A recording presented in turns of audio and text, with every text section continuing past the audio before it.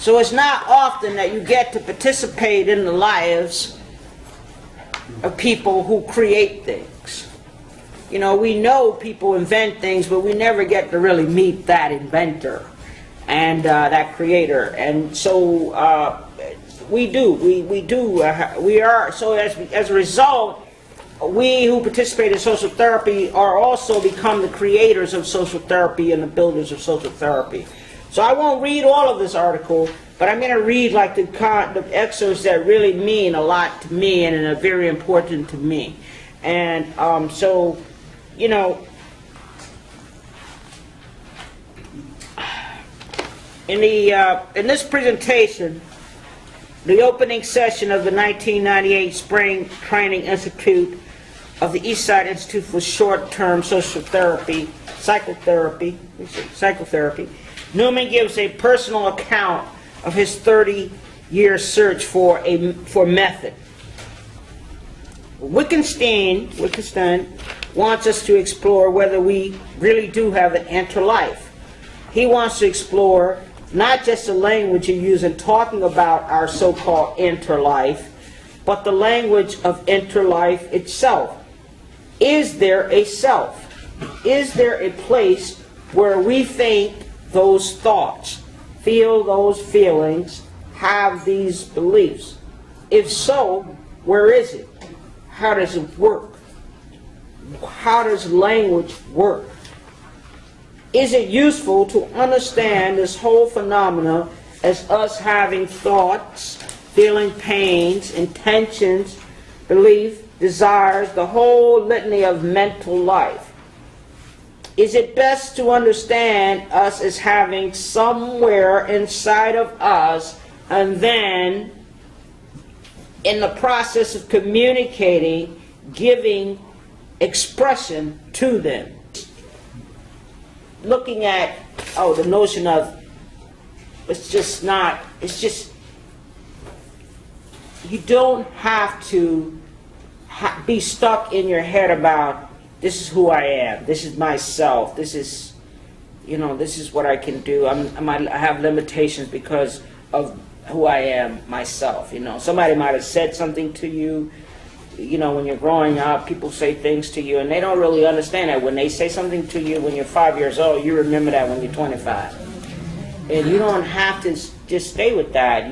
That's not, you could go out of that. So I was also thinking that the radical acceptance that was talked about in the EBD, and how that is really, it is all about radically accepting poverty, not from some kind of psychological state of moral state or intrapsychic state, but radically accepting that, so that that is where you got to build from. It is about where you're going. And I think that's so, this therapy, this understanding is, to me, so, takes the chains off of the black community. It takes the chains off. It's very freeing. Because it isn't, a lot of, a lot of things we've been through the 60s and a lot of the radical 60s, and a lot of it was about identity, like, who are you? Be proud of who you are. But all of that was based on here. It really wasn't based on where you could grow to. So, okay, now, you had Fran Fanon, which is also in the readings, that talks about he talks about oppressed people, not just black people, but the psychology of black people, of oppressed people, the oppressed people taking on the mores of taking on the attributes and the mannerism and the customs and everything of their oppressors. And then you also have in this collection of papers, I think it's Appiah, who's talking about Dr. Du Bois. And when Dr. Bois is talking about the color line being the discussion for the 20th century, the soundtrack for the 20th century. And so I know that I said a lot of things, but my question is, and I'm still really struggling with that is, you know, is there, with Dr. Hostman could speak on this too, but you know, is there such a thing as the black psychology, or is there a human psychology, or is there no psychology? Answer your question by saying, first of all, there is no such thing as black psychology, and I know because I spent probably maybe 5, 6, 7 years trying to develop it, to invent it. And other people think they have, but there is no such thing. When I met actually Lois at Rockefeller University many years ago, I was looking to help create a black psychology because I wanted black people to get better. And at some point I met Fred and other people, and Fred and I had these very intense conversations about racism and classism and various other isms and homophobia and so on and so forth. And I thought that I was looking for people who could deal with the racism of psychology. That was my focus. And I found a lot of people who were focusing on that, but it didn't have a change element in it. It was very descriptive about how psychology was racist. And the response to it was that we needed to make it blacker. And the way that we made it blacker was to put black people in psychology books and other kinds of books, to put black psychiatrists and psychologists in the therapeutic rooms. And to basically bring in a perspective that was sort of African American and tinged by whatever people thought was African at the moment. And I watched, while I was growing as a psychologist, people color psychology in this way, and I realized that black people weren't getting better. Some black psychologists got some great jobs. But we weren't getting better. The community wasn't growing.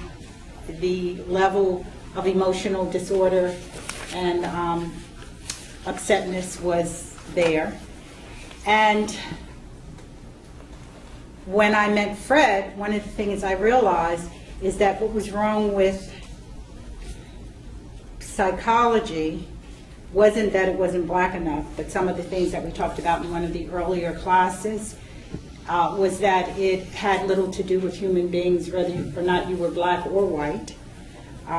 The ways in which it had been produced and the ways in which it functioned distorted who we were as people. And that what was missing was something much more profound and deep, which I think is what he's raising and struggling with and showing us in the therapeutic article, the one that you referenced. And it had to do with challenging things like identity and self. And if we walk around with all of these notions, if what we're doing in language, as Alveda referenced, is speaking about our inner selves, if there's any such thing as a self, and expressing that, or if there was another way to think about language and what we were doing together as human beings. What Fred helped to introduce through social therapy was the creative aspects and possibilities of who human beings are, that we can create things together. And that we don't, and that's black, white, across Latino, Asian, Jewish, etc. And some of the stuff is very challenging and difficult, but I think what's important about it is that much of what we've learned about who we are and how we hurt and how we get cured is problematic, because it's not the process through which we get better, and it's not the process through which we grow. So not only did I learn that black psychology didn't exist, even though there are people who sell it and black psychologists who speak to it, It doesn't exist. There is no such thing as black psychology. It's also the case that psychology, in terms of what it's supposed to be, also does not exist. And a lot of how we understand ourselves psychologically is problematic, and a big part of what social therapy does is challenge that and force us to, one of the problems with psychology is that traditional psychology and psychiatry is that it doesn't contain the possibility of us becoming, being other than who we are, which is where I think the cure lies. So there is no such thing as black psychology. What we have is the emotionality that we create together and are together as people, and it's the kind of emotionality that other people have that we're trying to do something about as a community, as a country, as a world.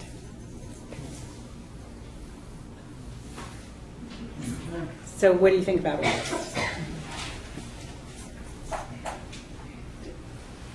Get Heather?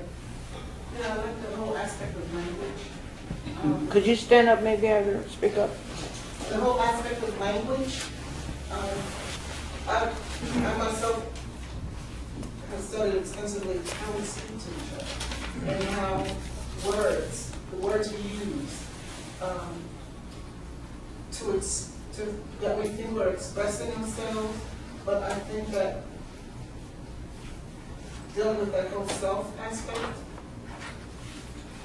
in order for us to really express ourselves, we have to go within ourselves to know who ourselves are, more so than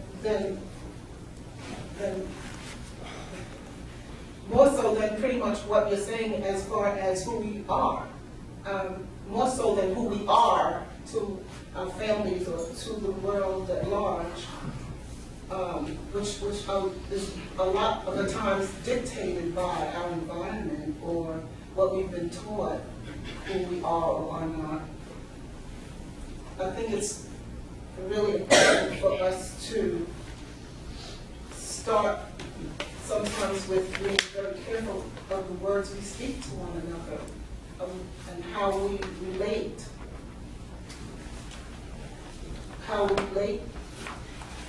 our so-called feelings, because a lot of the times I find that the frustrations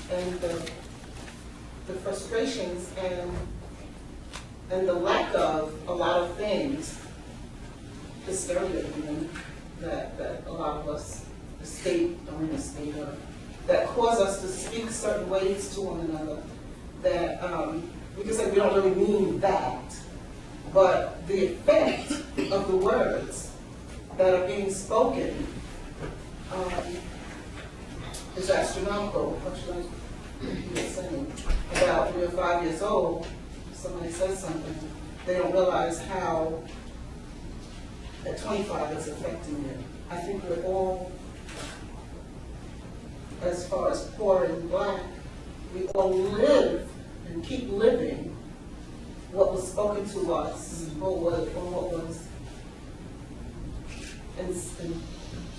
inferred when we're even 5.